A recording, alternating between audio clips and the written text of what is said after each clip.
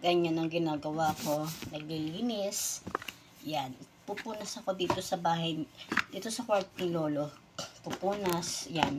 Kahit sabihin na araw-araw siyang nilinisan ko siya, pinupunasan, ganun. Ano din siya, kailangan kasi maalikabok. Kahit araw-arawin mo linisin siya, kailangan, yun talaga. Tapos ito, pagkakagising ni Lolo, ayan. Ito yung araw-araw kong routine. Dito, kami lang dalawa ni Lolo dito sa bahay. Kahit hindi siya madumi, kailangan linisin. Kasi nakasanayan na nakasanayan na malinis talaga, linisin yung bahay. Kahit sabihin dalawa lang kayo. And then, mamaya, pagka-breakfast niya, lalabas kami. Yun ang araw-araw kong routine dito sa bahay. Sila amo, napunta lang dito pagka tuwing gabi. Dito sila nagdi-dinner. Iyan ang life ko dito sa Taiwan. Linis-linis, konting linis, ayan. At saka hindi pa naman kasi alagain si Lolo.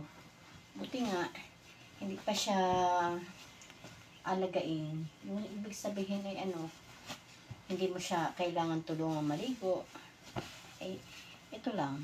At saka okay naman yung amo. Kasi nga hindi man makasama sa bahay. Ito yung araw-araw ko. Kahit sa sala na naglilinis kahit hindi siya madumi. Kasi nga, yung nakasanayan mong trabaho, talagang kailangan mo, kailangan mo rin mabanat yung katawan mo sa araw-araw. Tala ng buhay dito. Lahat na napuntahan dito sa bahay, sa Taiwan, na amo, mabait sila. Yun ang swerte. Hindi ka na nga swerte, kahit hindi ka naging swerte sa buhay mo, sa personal life mo, at least yung mga napupuntahan mong amo, mabait sila. Kaya nga lang, nakarami ng amo dahil nga sa mga maagang, yung ibang naging alagang matanda, namamatay agad siya. Kasi may mga sakit.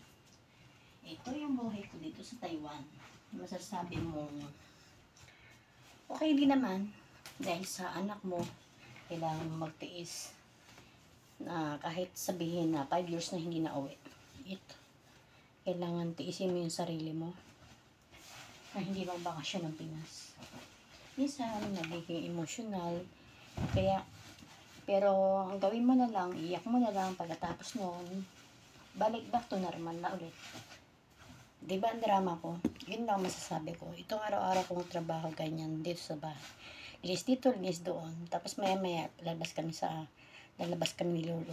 Pagka-breakfast namin. Yun lang, mga friends ko. Sige, bye-bye.